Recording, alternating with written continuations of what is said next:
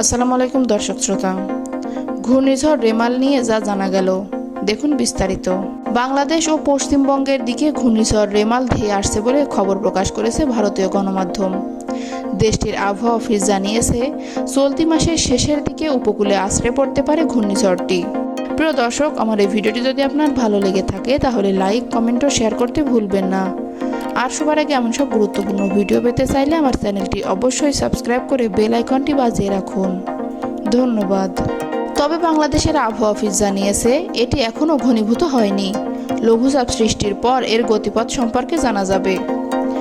বৃহস্পতিবার এ বিষয়ে আবহাওয়াবিদ ডক্টর মোহাম্মদ আবুল কালাম মল্লিক বলেন, ঘূর্ণিঝড়ের বিভিন্ন মডেল পর্যবেক্ষণ করে দেখা গেছে 21 তারিখের পর দক্ষিণ বঙ্গোপসাগরে একটি ঘূর্ণাবর্ত তৈরি হতে পারে, যেটি পরবর্তী সময়ে লঘুচাপে পরিণত হওয়ার আশঙ্কা আছে।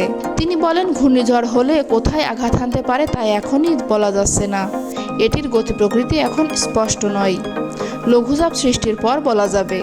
ভারতীয় আবহাওয়া অফিসের পূর্বাভাস অনুযায়ী আগামী 20 মে দক্ষিণ বঙ্গোপসাগরে ঘূর্ণাবর্ত তৈরি হতে পারে।